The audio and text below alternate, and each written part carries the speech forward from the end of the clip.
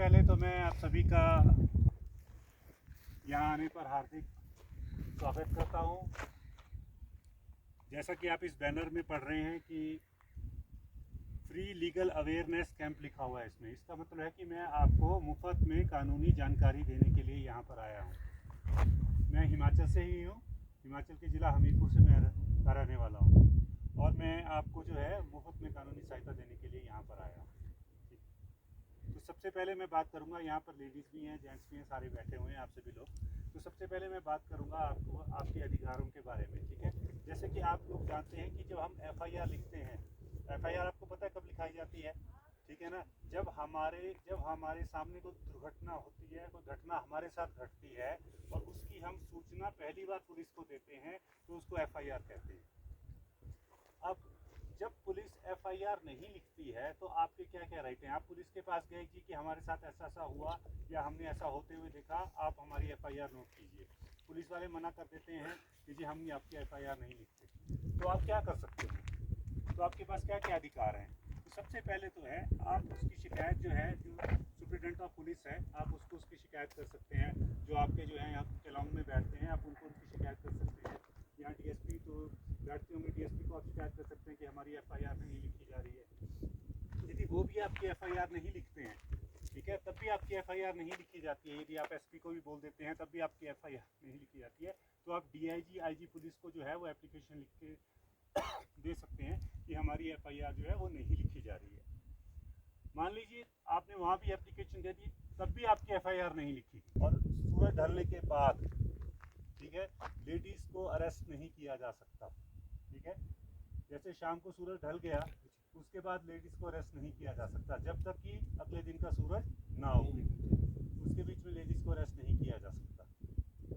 जब आपको पुलिस किसी तरह से अरेस्ट कर ले तो आपका अधिकार है कि आप जो है अपने घर वालों को उसकी सूचना दें कि मेरे को पुलिस ने अरेस्ट कर लिया है। ये आपका एक अधिकार है, ठीक है। उसकी सूचना आपको घर देने के लिए आपको पास एक अधिकार है कि मेरे घर को सूचित किया जाए।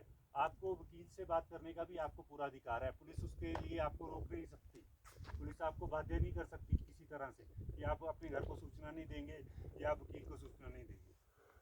अब यदि तो आपका अपराध, दो तरह के अपराध होते हैं, कॉग्निजेबल ऑफेंस होता है, एक नॉन कॉग्निजेबल ऑफेंसेस होता है। जब अधिकार यदि बेलेबल होगा, ऑफेंस यदि बेलेबल होगा, तो पुलिस आपको ही पुलिस स्टेशन में ही भेज जो है वो दे देगी। कि आपको मुफ्त में वकील कैसे मिल सकता है, ठीक है। जब भी हम केस लड़ते हैं तो आपको पता है वकील करना पड़ता है केस लड़ने के लिए, और वकील जो है वो पैसे लेते हैं केस लड़ने के लिए। लेकिन जो है एक प्रोसीजर है जो है लीगल सर्विस अथॉरिटी के द्वारा, एक लीगल सर्विस अथॉरिटी एक्ट जो है उसमें बना है कि उसमें आपको फ्री लीगल एड जो है वो मिलेगी, फ्री वकील आपको मिलेगा।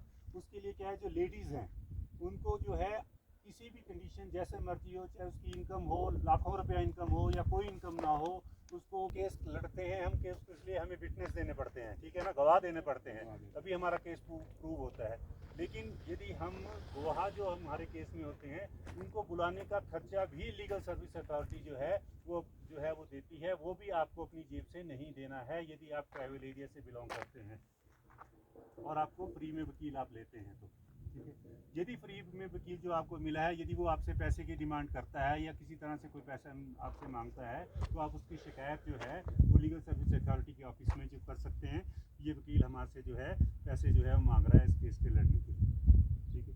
तो ये बात हो गई आपको फ्री लीगल एड की। इसके अलावा मैं आपको एक चीज़ कहूँगा, यदि आपके यहाँ पर झगड़े होते हैं क्या, लोगों के होते हैं, ज़मीन के झगड़े होते हैं, बताइए ना, होते हैं कि नहीं होते हैं।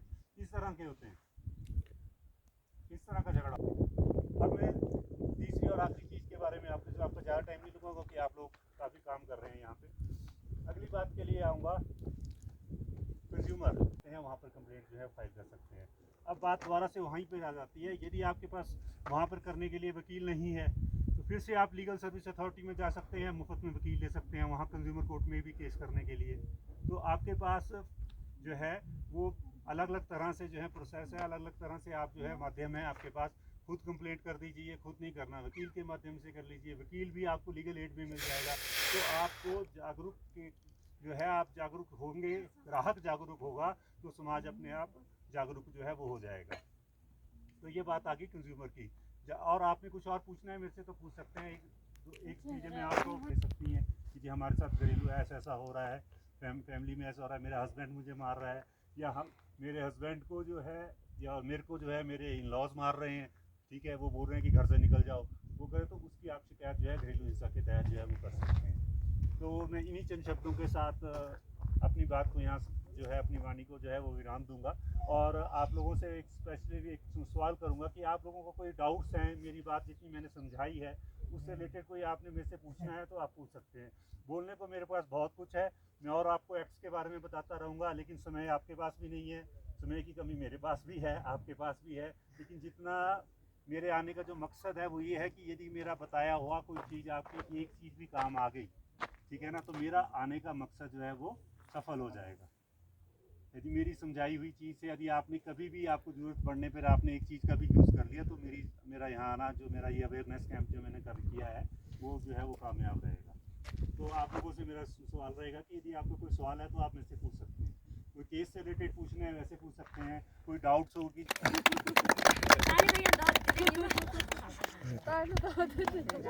एक फोटोग्राफ ले लेंगे हम इस पैनल के साथ करके ना, आधे लोग पीछे खड़ जाना, कुछ लोग